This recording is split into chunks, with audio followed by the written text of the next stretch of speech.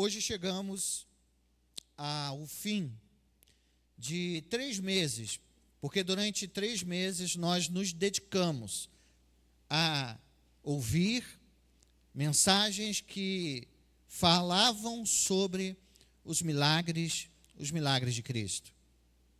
3 meses ouvindo aquilo que a maravilhosa graça proporcionou e ainda proporciona por meio do nosso Salvador Jesus Cristo.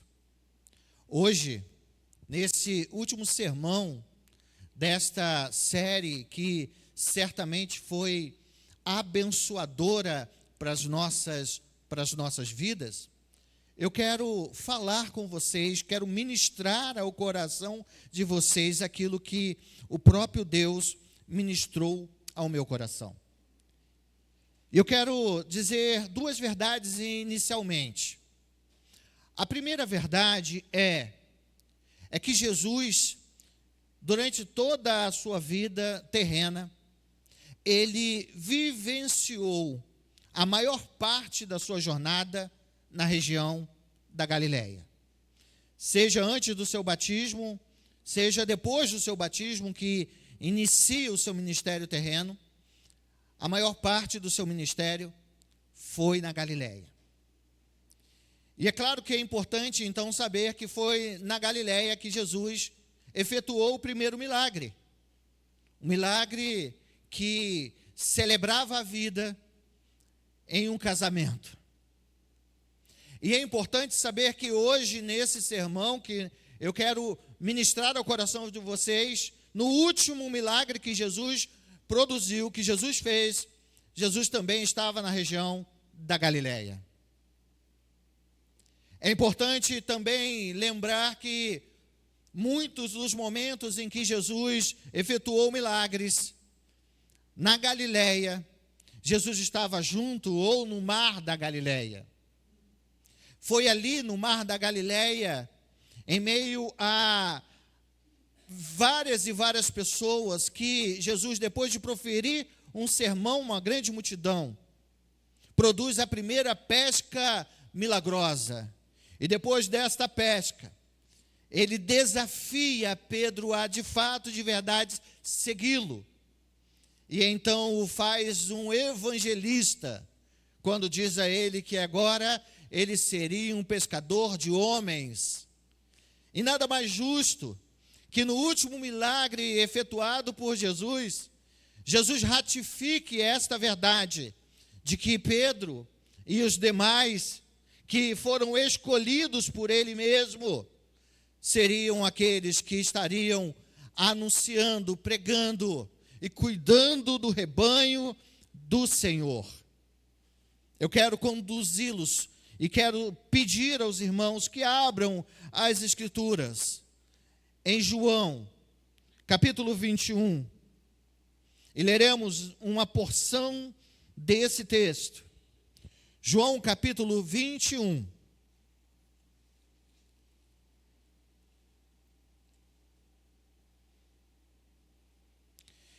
E este é o último milagre realizado por Jesus.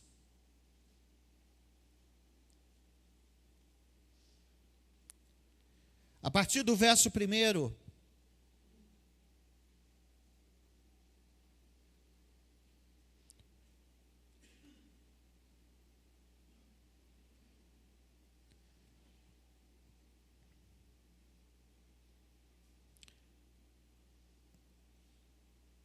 depois disto, tornou Jesus a manifestar aos seus discípulos junto ao mar de Tiberíades.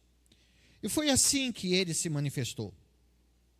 Estavam juntos Simão Pedro, Tomé, chamado Dídimo, Natanael, que era de Caná da Galileia, os filhos de Zebedeu e mais 2 dos seus discípulos. Disse-lhe Simão Pedro: vou pescar. Disseram-lhe os outros: também nós vamos contigo. Saíram e entraram no barco. E naquela noite nada apanharam. Mas ao clarear da madrugada, estava Jesus na praia. Todavia, os discípulos não reconheceram que era ele.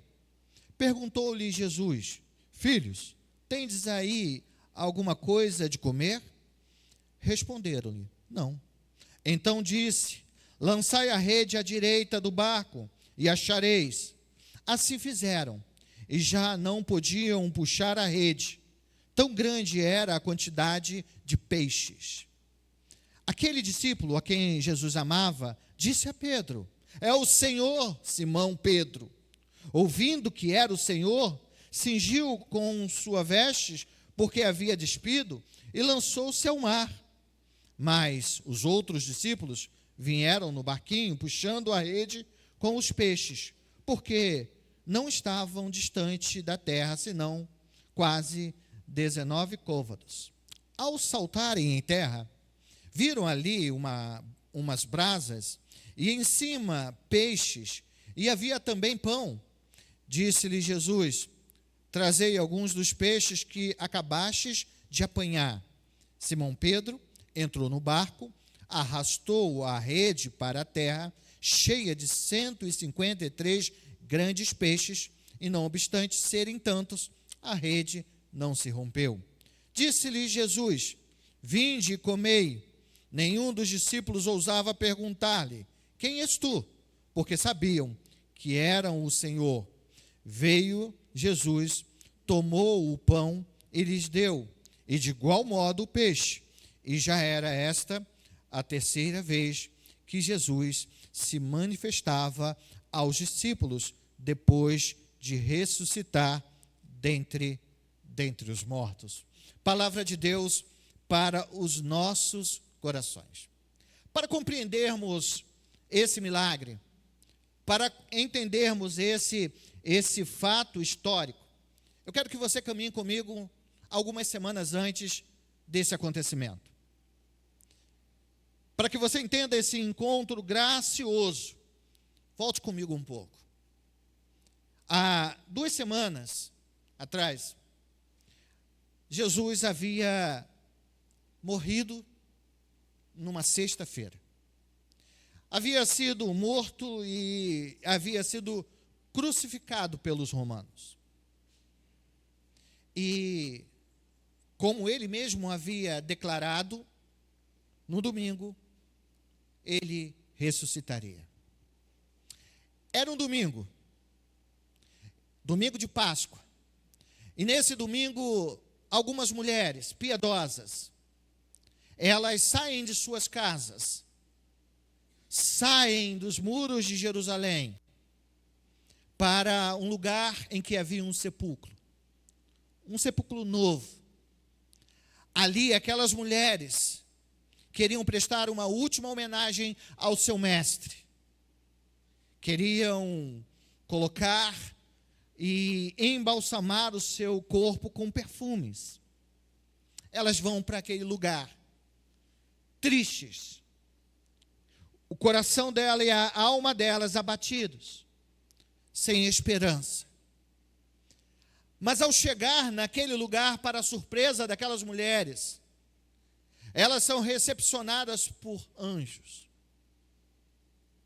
E o anjo que se aproxima delas, diz a elas que aquele a quem elas buscavam não estava ali, porque ele havia ressuscitado. Em meio a um clima de medo, mas também de alegria, porque o seu mestre havia ressuscitado, elas ouvem de um daqueles anjos a seguinte verdade, a seguinte ordem. Ele diz: Mas ide e dizei aos seus discípulos e a Pedro que ele vai adiante de vós para a Galiléia. Lá o vereis, como ele disse. Marcos registra esta verdade. Aquelas mulheres, então, obedecendo aquela voz, elas vão até os discípulos.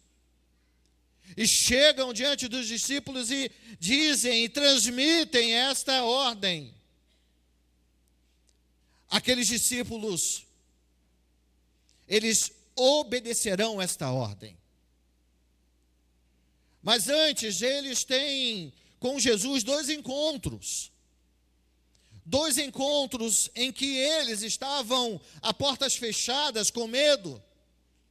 E Jesus lhes aparece e lhes dá a paz, e traz a paz, e então lembra-os de quem Ele é. Mas esse encontro é breve, é rápido, porque o verdadeiro encontro em que Ele mesmo havia dito para que o anjo dissesse, lá os verei, era um encontro derradeiro na Galileia, aonde tudo começou. O texto que nós lemos, a partir do verso 1 de João 21, vai relatar para nós esse encontro. Porque depois de alguns dias, alguns daqueles discípulos que serviam e seguiam o Senhor, foram para a região da Galileia. Em obediência àquilo que Jesus havia dito, eles foram, porque lá poderiam ver o Mestre. Chegaram ali, aquela pequena vila de pescadores. João vai dizer para nós que não era a completude dos discípulos, haviam 7 discípulos. Dentre esses 7 discípulos, Pedro e também João ali estavam. Jesus não havia dito, através do anjo, quando ele chegaria ali. Não havia uma data, um dia, uma hora marcada. Nós não sabemos o quanto de tempo que aqueles discípulos, aqueles 7 discípulos, esperaram por Jesus. Nós não sabemos. Mas uma coisa é certa: em cada um dos dias, dos momentos em que aqueles homens esperavam o Mestre, crendo que Ele estaria com eles em breve, o coração daqueles homens estavam cheios de ansiedade, de preocupação, e principalmente Pedro, porque na palavra do anjo, nós temos o seu nome citado diretamente. Diga aos discípulos e a Pedro. E para Pedro, aquela palavra era uma palavra inquietante. Porque os momentos que Pedro vivenciou antes desse fato histórico, foram momentos que talvez tivessem feito pensar sobre o porquê que Jesus citou o seu nome. Nós nos lembramos que Pedro era aquele homem, aquele discípulo que estava sempre à frente, demonstrando fé, demonstrando coragem. Era aquele que em determinados momentos disse que todos poderiam abandoná-lo, deixá-lo, mas ele jamais o faria. É aquele discípulo de quando Jesus estava sendo preso, afoito como sempre, pega uma espada, tentando matar algum daqueles que estavam prendendo Jesus, corta a orelha de um servo chamado Malco. E logo depois, quando Jesus é preso, ele nega a Cristo 1, 2, 3 vezes. É aquele que desaparece em meio ao julgamento do Mestre. É aquele que não tem o seu nome citado junto ao pé da cruz, quando Jesus estava lá agoniando. Para Pedro, aquela palavra de Jesus, lá os verei, e citando e a Pedro, trazia tensão ao coração de Pedro. Talvez algumas perguntas pudessem surgir na mente de Pedro, e não apenas dele, mas daqueles discípulos. O que Jesus diria a Pedro? Censuraria a ele pelo feito? Excluiria ele dos apóstolos? Certamente o coração de Pedro estava ansioso. E o verso que se segue, do capítulo 21, mostra que enquanto eles estavam esperando ao Senhor Jesus, o verso 3 diz: Pedro mais uma vez toma a frente. E o verso 3 diz: então Simão Pedro disse: eu vou pescar. Ora, há um ditado que diz que você está nervoso, vá pescar. Pedro então vai pescar. Em meio àquela expectativa, talvez ele estivesse com fome, e então decide pescar, e automaticamente aqueles que estavam com ele também decidem ir e fazer a mesma coisa. E se lançam no mar da Galileia. Se lançam a pescar, fazendo algo que eles, de forma costumeira, já faziam, porque eles eram pescadores profissionais. Mas o texto diz que aquele mar, naquela noite, não estava para peixe. Eles tentaram pescar a noite toda, mas não pegaram nada. Nada veio nas suas redes. E depois de uma noite pescando, numa noite lançando várias vezes a rede, o dia chega. Alta madrugada. E eles cansados, certamente com fome, voltam com o seu barco para a margem. E quando eles estavam chegando na margem, João relata que então Jesus apareceu na praia. À espera que eles tanto estavam na expectativa da vinda do mestre, acontece. Jesus chega à praia, mas eles não reconhecem a Jesus. Talvez porque diante deles estava o Jesus glorificado com o seu corpo. E certamente ele era diferente do que era quando tinha na sua face as rugas da vida. Agora Jesus perfeito está ali, mas eles não reconhecem, diz João no verso 4.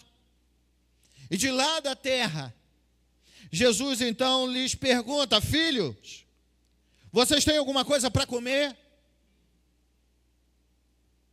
Vocês têm alguma coisa para que eu possa comer? E então alguém respondeu no meio daquele barco, no verso 5 diz: não. É claro, eles não haviam pescado nada. E então, aquela voz, aquele homem, então diz a eles: lançai a rede à direita do barco, e aí então acharás peixe.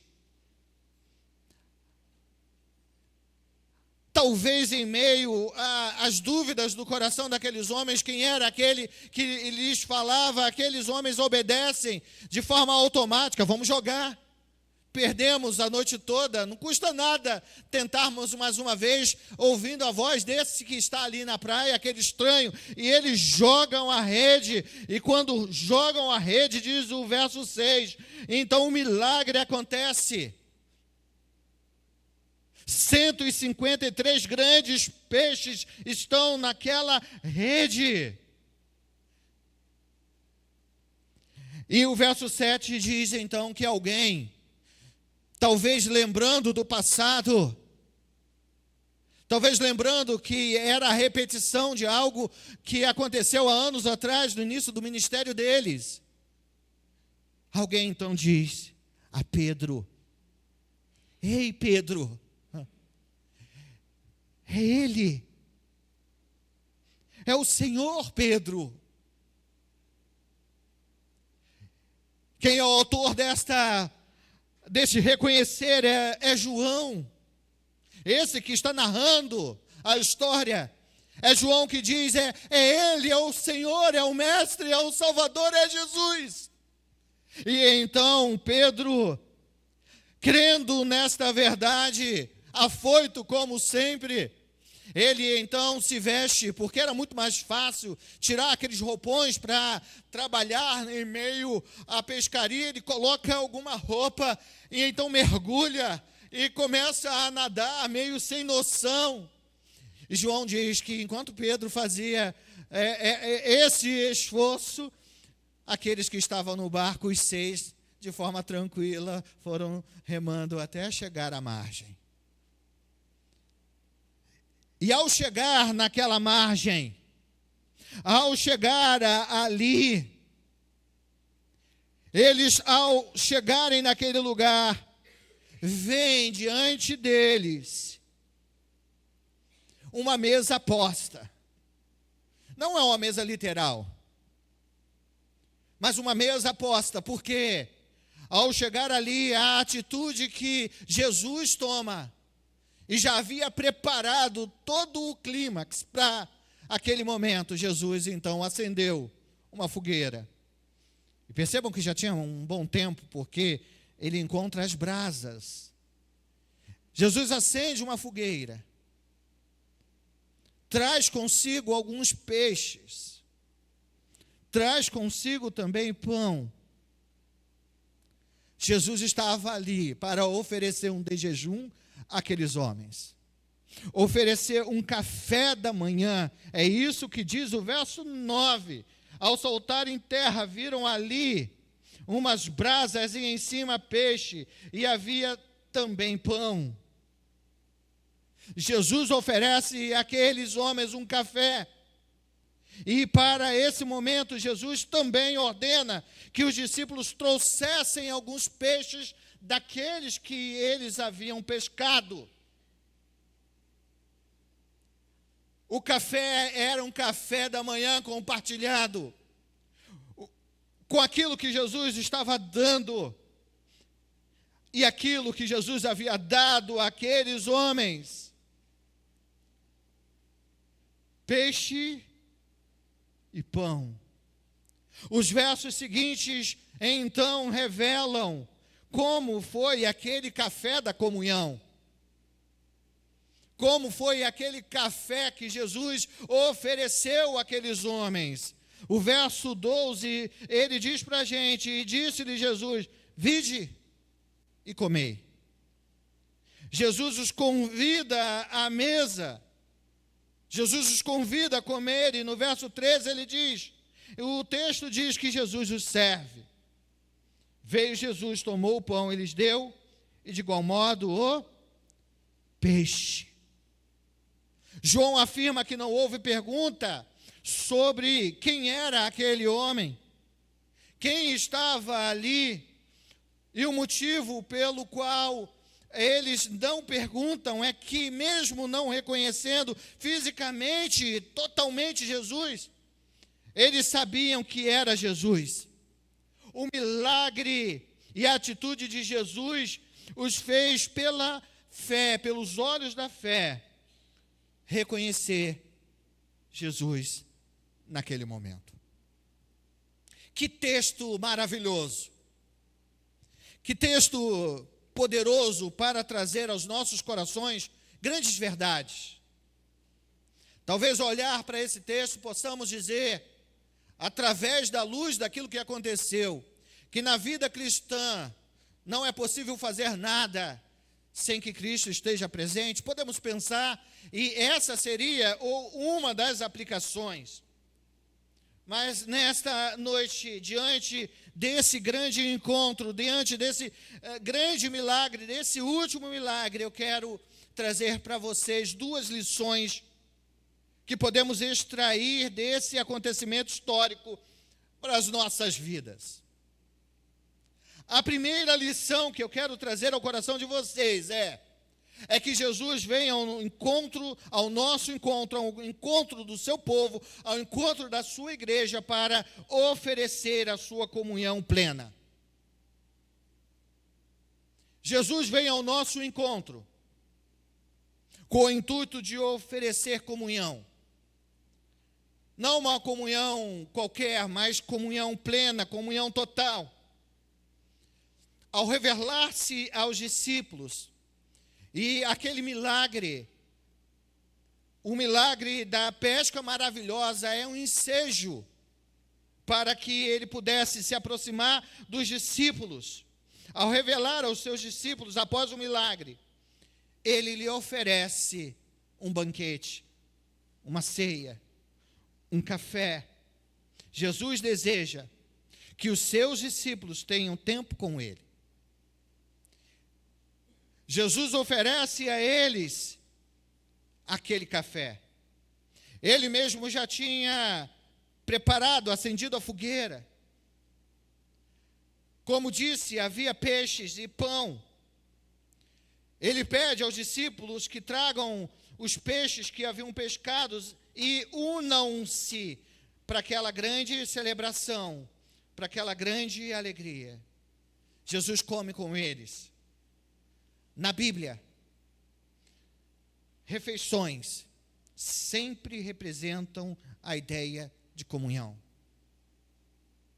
O povo de Israel celebrava a comunhão com a mesa posta.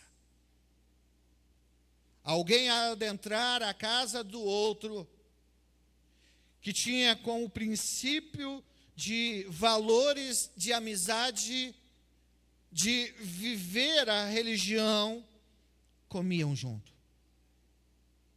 Isso me faz lembrar quando, ainda no período do deserto, o Senhor Deus chama a Moisés e diz a Moisés que Moisés deveria construir um tabernáculo, e aquele tabernáculo representaria a presença do Senhor, e aquele tabernáculo seria conduzido, levado em todas as etapas daquela viagem. Entre outras coisas, o Senhor ordena a Moisés que ali colocasse pães. E aqueles pães estariam ali de forma contínua, constante. Esta ordem é para simbolizar que na casa de Deus tem pão. Na casa de Deus há pão. Na casa de Deus há comunhão. Jesus, ao se aproximar dos seus discípulos e oferecer aos seus discípulos aquele grande café, Jesus estava chamando-os a ter comunhão com Ele. E é isso que Jesus deseja de cada um de nós, para cada um de nós. Jesus quer ter comunhão conosco. Isso nos mostra que nós precisamos desejar ter longas e longas horas de comunhão com Deus. Antes de comermos o pão da terra, precisamos nos alimentar do pão dos céus. Aqueles que foram escolhidos, aqueles que foram chamados, aqueles que foram alcançados pela graça, precisam desejar ter comunhão constante com o Senhor, porque Ele nos deu a destra da sua comunhão. Quando Ele, um pouco de tempo atrás, antes da sua entrega lá no Getsêmani, João registra no capítulo 17 a oração sacerdotal, e naquela belíssima oração, Jesus demonstra o que e para que Ele estava fazendo o que estava fazendo. E Ele se entrega, oferecendo a cada um de nós a comunhão com o Pai, a comunhão consigo mesmo, a comunhão com o Espírito. Ele nos chama para vivermos uma vida próxima a Ele, uma vida de comunhão. A minha pergunta nessa noite é: como está a sua vida com Jesus? Como está o teu tempo com Jesus? Como você tem dedicado tempo a crescer na graça e no conhecimento? Como tem sido a sua relação com Ele? É íntima, impessoal ou distante? Que tipo de relação nós temos tido com o Senhor? Temos gastado tempo em oração? Dedicado momentos a buscar ao Senhor? Através das nossas orações, em nossos quartos, onde quer que estejamos? Ou será que os afazeres do dia, as preocupações, o preocupar-nos em trazer e levar o sustento, os nossos estudos, os nossos projetos pessoais estão à frente na nossa agenda da nossa relação com o Senhor. Preocupado com isso, Jesus diz aos discípulos que os discípulos deveriam buscar em primeiro lugar o reino de Deus e a sua justiça. E é isso que nós precisamos buscar, a relação íntima e pessoal com o Senhor através das nossas orações e através da palavra do Senhor, da leitura das Escrituras, leitura sistemática, leitura diária da palavra do Senhor, porque Deus se revela a nós através da sua palavra. São esses os meios de graça para que possamos ter uma vida íntima e pessoal com o Senhor. Nós precisamos buscar ao Senhor. Nós precisamos ter momentos com o Mestre. E talvez precisemos tomar a mesma atitude dos apóstolos diante da presença majestosa e graciosa do Senhor. Silenciarmos-nos. E de forma silenciosa ouvir a voz do Mestre e deixá-lo falar profundamente aos nossos corações. Toda a nossa vida, todos os outros relacionamentos que eu e você possamos ter, só serão possíveis, só serão sadios, só serão bons, se o nosso relacionamento com Deus for íntimo e pessoal. Jesus, ao chegar naquele lugar, prepara a mesa da comunhão, e percebam que aquele não é o primeiro nem o último momento em que Jesus chama os seus discípulos para comer com eles, para demonstrar comunhão. Quando Jesus ressuscita, 2 discípulos que estavam voltando para a sua cidade Emaús, tristes e sem esperanças, estavam caminhando, e Jesus caminha ao lado deles. Eles não enxergam e não sabem que é Jesus. E quando chegam a um determinado momento, ele, então, fazendo menção que ia passar, aqueles discípulos o chamam para comer. E então Jesus, no partir do pão, é revelado a eles. É na comunhão que somos fortalecidos. É na comunhão com Deus que nós podemos ter comunhão com o nosso próximo. Jesus te deu a destra da comunhão. Usufrua desta graça sem par. Busca o Senhor. Deixe de lado todos os afazeres, para que você viva momentos agradáveis diante do Senhor. A primeira lição é que Jesus nos chama à comunhão. Ele morreu na cruz do Calvário para que nós tivéssemos comunhão com Ele, para nos religar com o Pai. Não perca isso de foco, porque existem pessoas que vivem a vida dizendo serem cristãos, conhecerem a Cristo, sem terem momentos de relacionamento com Ele. Mas há uma segunda lição nesse texto. A segunda lição é que Jesus nos chama ao lado para nos relembrar do nosso chamado, da nossa missão. Jesus quer ter comunhão conosco. Foi Ele que diz: vinde a mim todos vós que estáis cansados e sobrecarregados. Foi Ele que disse: não fosse vós que me escolhestes, e sim eu que vos escolhi.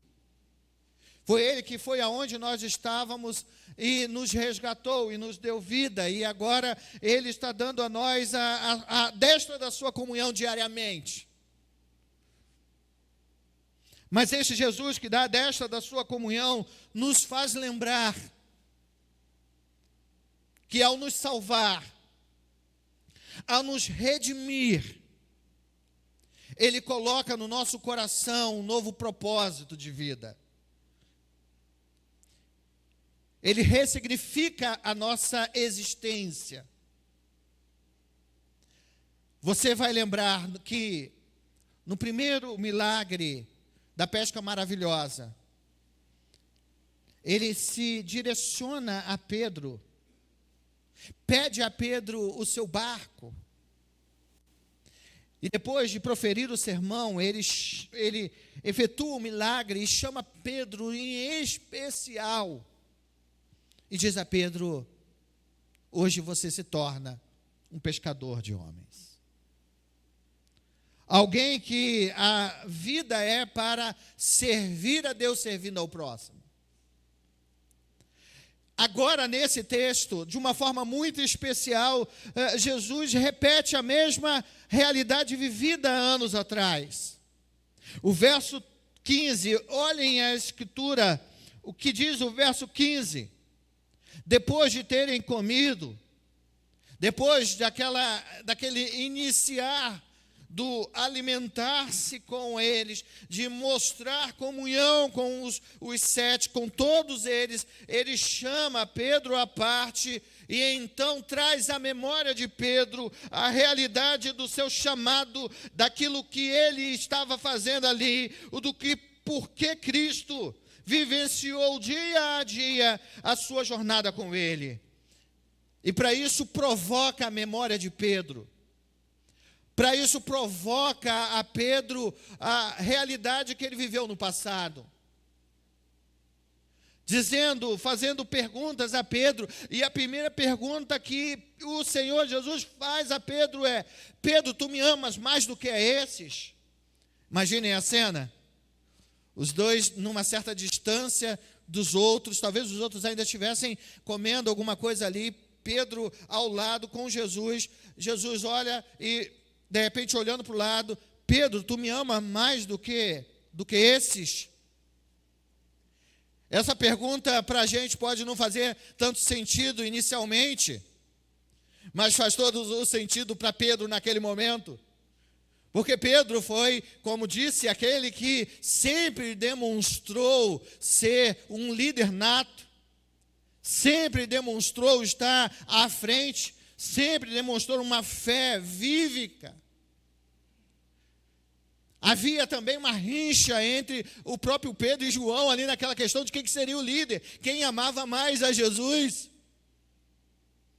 E Pedro sempre demonstrou que o seu amor saltava ao amor dos outros. É por isso que ele pergunta: tu me amas mais do que estes? Porque ele se lembra e quer trazer à memória de Pedro o que aconteceu alguns dias antes. Que aquele que disse que amava o mestre e que amava tanto que não importasse o que acontecesse, ele não deixaria o mestre, foi aquele que negou, que fugiu.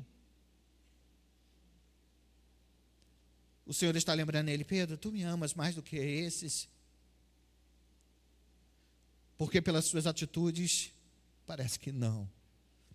A resposta de Pedro é: Senhor, eu te amo mais do que todos eles.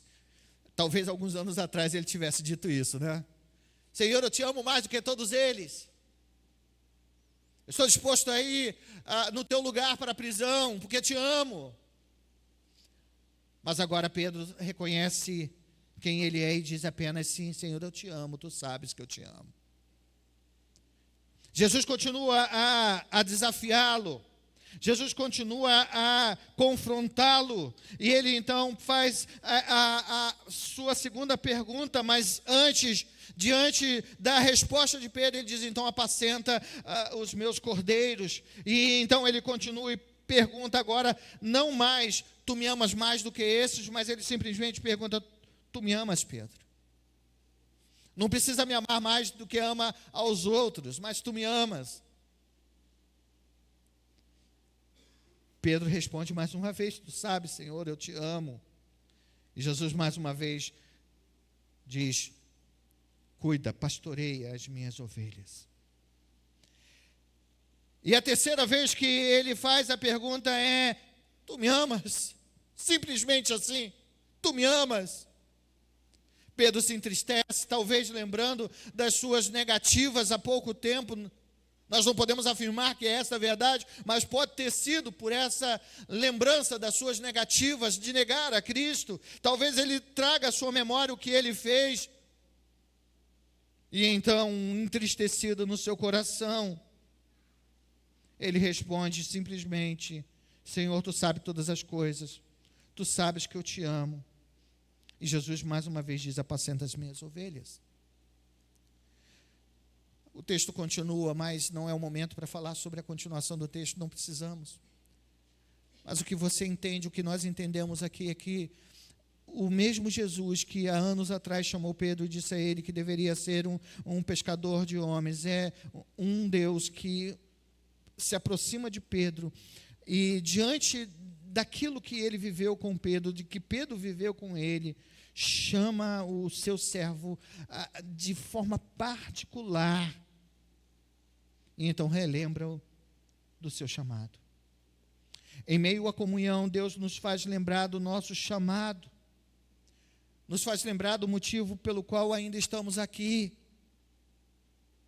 te faz lembrar o motivo pelo qual Ele permitiu que você levantasse pela manhã, despertasse nesta manhã. Ele quer te lembrar o motivo pelo qual Ele permite que você ainda respire aqui. O porquê que você ainda está nesse tempo. Ele quer lembrar a você, como estava lembrando a Pedro, que nós temos um chamado e o nosso chamado é para servir a Deus, servindo ao nosso próximo, pregando a palavra do Senhor, anunciando que Jesus é o Salvador do mundo. Pedro foi chamado ao lado pelo Senhor. Pedro foi chamado pelo Senhor para cumprir fielmente o seu ministério. Pedro é relembrado da sua missão. A missão de servir a Deus. A missão de ir e pregar o Evangelho. A missão de cuidar, de apacentar, de pastorear as ovelhas do Mestre. Essa verdade foi para Pedro, mas é também para cada um de nós, para cada cristão. Cada um de nós é chamado a apacentar. Apacentar é conduzir, é levar, principalmente por meio da condução pela palavra. Aquele que era um pastor de ovelhas era aquele que conduzia as ovelhas para o lugar de pastos verdejantes. E apesar de ter o cajado em suas mãos, aquele que conduzia as ovelhas apacentavam principalmente por meio da sua voz, direcionando por meio da sua voz as ovelhas pelo caminho correto. Pedro foi chamado a apacentar as ovelhas, a ministrar a palavra às ovelhas, a anunciar a palavra às ovelhas, assim como cada um de nós somos chamados a proclamar o ano aceitável do Senhor, a pregar a palavra de Deus, a pregar o reino do Senhor, a fazer discípulos, a anunciar que Jesus está voltando. Nós somos chamados a apacentar, a começar em nossa casa, em nosso lar, em meio aos nossos amigos, em meio aos nossos vizinhos, aonde Deus nos plantar, nós somos chamados a falar do amor de Deus. Deixa eu dizer uma experiência que eu tive na quinta-feira. Nós estamos com esses folhetos. E Deus colocou no meu coração de, toda vez que eu vier para a igreja andando, eu passar, e eu tenho essa porção, uma porção de folhetos aqui guardados, e eu vou distribuindo para quem está na rua. Tem feito muito bem para mim isso. Aí eu estava passando, depois ali do Rio Sul, e entreguei, tinham duas pessoas, dois rapazes, eu entreguei para um, entreguei para outro. E disse, Jesus te ama, e virei e continuei andando. E eu escutei de um deles a seguinte frase. Eu não tive coragem de voltar. Ele disse, que bonito, um novo convertido cheio de amor. Aquilo foi um tapa para mim. Porque o que ele declarou foi o seguinte, que aqueles que evangelizam, que falam no amor de Deus, são aqueles que acabaram de ser alcançados pela graça. Estão novinhos, cheios de vontade de pregar o Evangelho. eu fiquei tão desnorteado, devia ter voltado, né? Devia ter dito, não sou novo na fé, eu sou razoavelmente na fé, eu sou um pastor. Isso me fez pensar, será que nós temos, de fato e de verdade, vivido o ID de Jesus diariamente, aonde nós estivermos, com quem a gente estiver, as oportunidades que Deus nos dá, será que nós temos apacentado, falado do amor de Deus? A segunda verdade dentro desse texto é quando Jesus diz a ele pastorear. O pastorear é quando a ovelha estava já quase que em segurança lá no lugar, ela cuidar. No caminhar, a ovelha se machucava. E o pastor era aquele que curava as feridas daquelas ovelhas. Nós somos convidados pelo Senhor a pastorear uns aos outros, a cuidar uns dos outros, a mostrar aqueles que estão próximos a nós, através dos nossos atos concretos, que Jesus os ama e Jesus quer cuidar deles.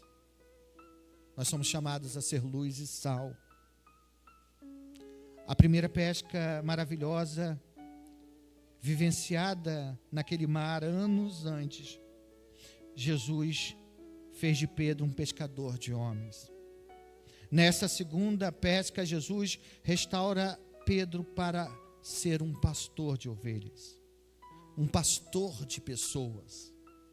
Porém, antes de realizar isso, Jesus mostra mais uma vez que ele é o sumo pastor das ovelhas, chamando-os para ter comunhão com eles.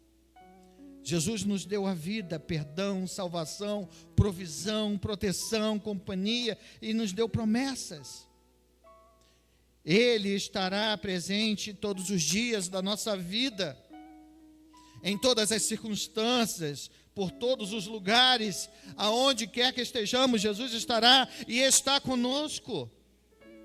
Ele não é apenas o provedor, mas Ele é a melhor provisão.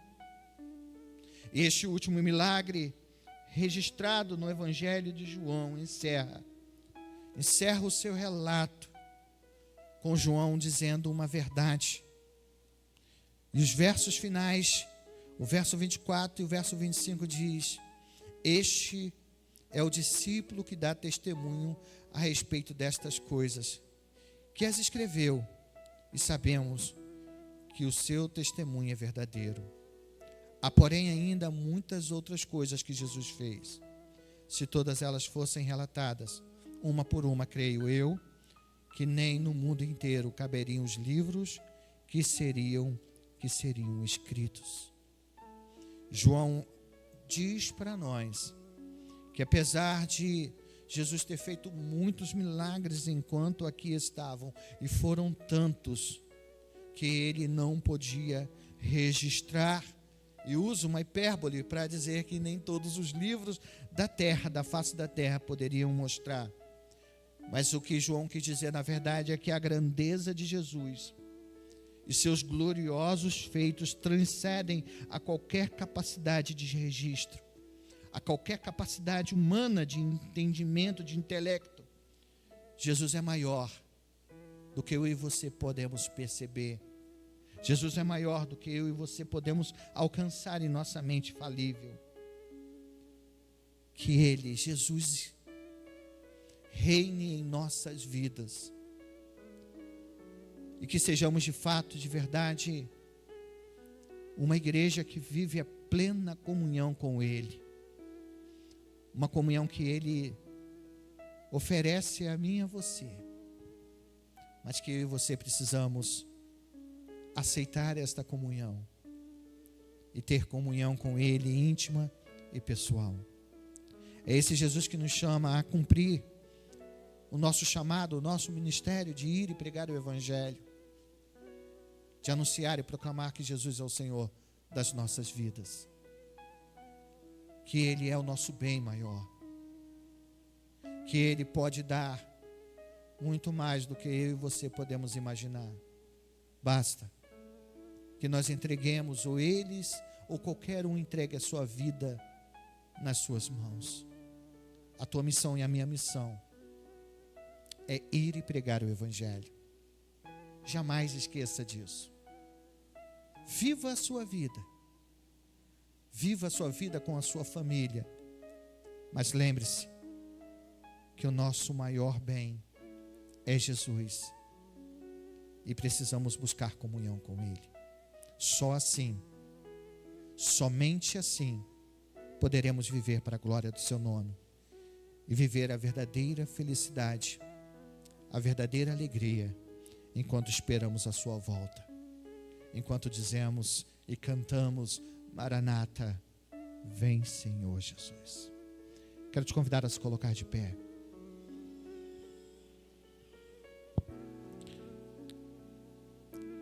Ele te ama.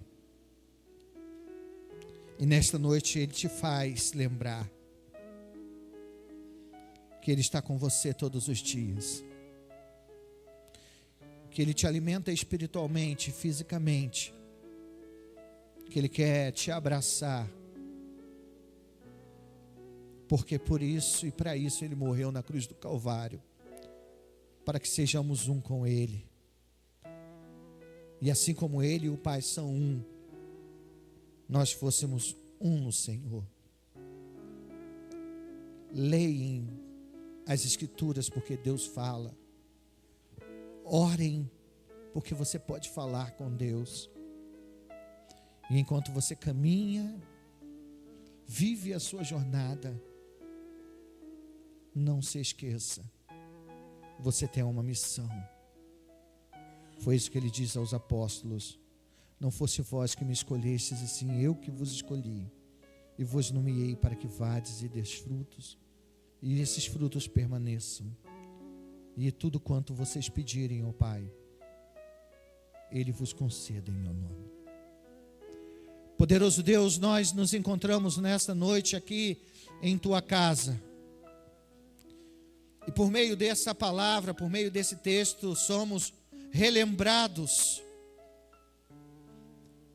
que o Senhor morreu na cruz do Calvário para nos oferecer comunhão plena, para que nos relacionássemos intimamente, pessoalmente contigo. O véu foi rasgado de cima a baixo. O Senhor nos deu a oportunidade, o privilégio de nos aproximarmos de Ti mesmo. Ah, Pai, perdão, porque às vezes deixamos que as circunstâncias, as coisas, o ter, o precisar ter, não nos faz enxergar e perceber que o Senhor está ao nosso lado. Com a Tua voz sublime, majestosa, o Senhor continua dizendo: vinde a mim, vinde a mim. Pai, nos faça enxergar as prioridades da nossa agenda. E a prioridade é viver uma vida para a glória do Teu nome. A vida é um sopro, Senhor. E enquanto estivermos aqui, que vivamos o céu aqui, através da nossa relação contigo. Esta relação que dirá ou trará sentido a todas as outras relações. Só poderemos amar de fato, de verdade, quem está ao nosso lado, se amarmos ao Senhor acima de todas as coisas. Respeitar, honrar, perdoar. Se nós te conhecermos e prosseguirmos em conhecer ao Senhor, se dedicarmos horas e horas em nossa comunhão pessoal, se o Senhor for de fato, de verdade, o pão da vida para nós,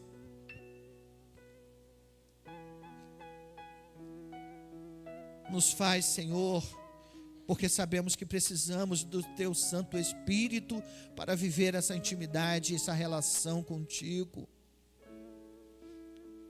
Nos faz, Senhor, Te conhecer e se revele a nós dia a dia. E nessa comunhão, Pai, que nós possamos perceber como igreja, como discípulos que somos chamados a discipular, que somos chamados a apacentar, somos chamados a pastorear, a exercer misericórdia, a ajudar ao próximo, ao dizer ao mundo e aos que estão ao nosso derredor que o Senhor Jesus é o caminho, a verdade e a vida. Há perdidos, Senhor, e o Senhor nos deixou aqui para cooperarmos neste resgate. Ajuda-nos, ó Deus, a enxergar as prioridades para a nossa vida. Abençoa-nos, Senhor. Abençoa a nossa igreja, abençoa as nossas famílias, abençoe a cada família que aqui está representada. Abençoa o nosso município, a nossa Duque de Caxias, o nosso país, o nosso estado. Levanta-nos, ó Deus, para que venhamos como um grande exército poderoso em Tuas mãos, irmos aonde o Senhor nos enviar. Te agradecemos mais uma vez, bendizendo a Ti, que é o Deus que nos chama ao lado e marca encontros conosco. Obrigado, Senhor. Oramos em nome de Jesus.